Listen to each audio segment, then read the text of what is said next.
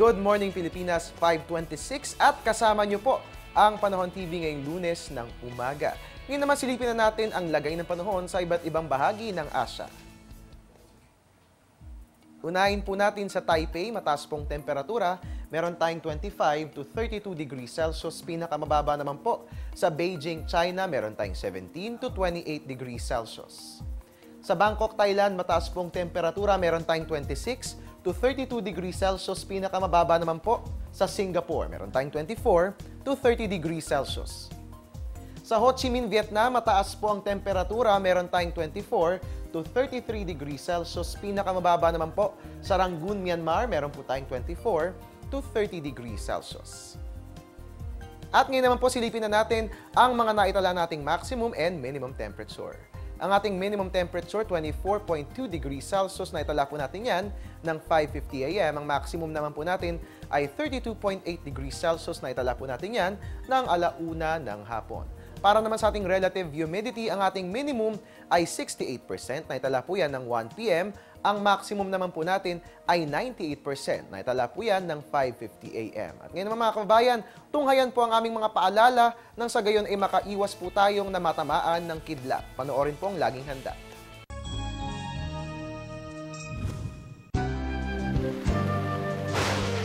Kaakibat ng mga pag-ulan, ang pagkidlat at ang mga panganib na dala nito sa atin.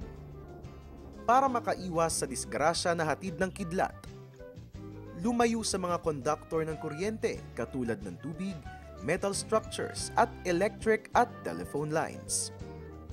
Ayon sa Pag-asa, mainam pagmasdan ang langit para alamin kung magkakaroon ng kidlat.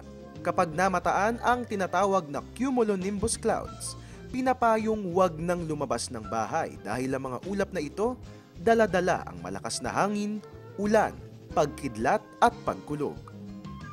Umiwas sa mga matataas na bagay katulad ng mga puno dahil ang mga ito ang unang tinatamaan ng kidlat. Kapag nasa isang malawak na lugar, mag-squat. Ipatong ang mga kamay sa tuhod at sa pagitan ng mga ito, ipitin ang ulo para matakpan ang mga tenga. Kung kayo ay nasa loob naman ng bahay, lumayo sa mga bintana, kable ng kuryente at water pipes. At higit sa lahat, palaging makibalita sa lagay ng panahon sa pamamagitan ng telebisyon, radyo, dyaryo at internet. At mga kababayan, bukas nga po alas 5 ng umaga, magsama-sama po tayo dahil espesyal po ang pagtatanghal ng Panahon TV bukas. Bukas nga po igugunitain natin ang unang anibersaryo ng ating programa. So magkita-kita po tayong lahat alas 5 ng umaga sa Panahon TV sa telebisyon ng bayan.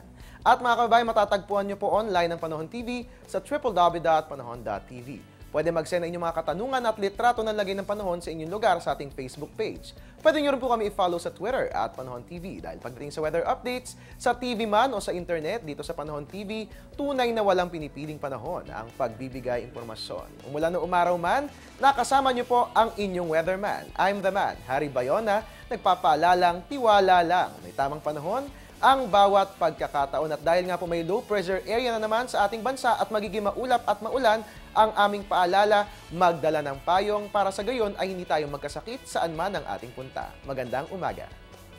Ang programang ito ay hatid sa inyo ng Air 21.